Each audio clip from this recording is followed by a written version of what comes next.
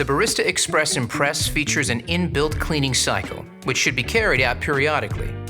The maintenance light will automatically flash to indicate when a cleaning cycle is required. To start, insert the 1-cup filter basket into the portafilter, followed by the silicone cleaning disc. Place one cleaning tablet into the center of the cleaning disc.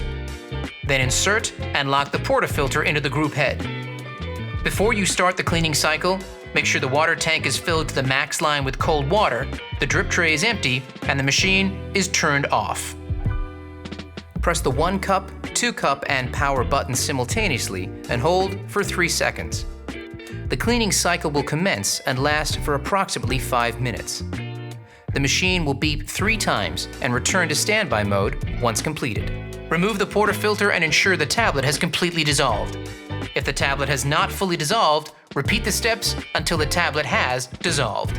Once the tablet has completely dissolved, remove the cleaning disc, then reinsert and lock the portafilter into the group head. Place a small cup or container under the portafilter and press the 2-cup button to rinse any residue.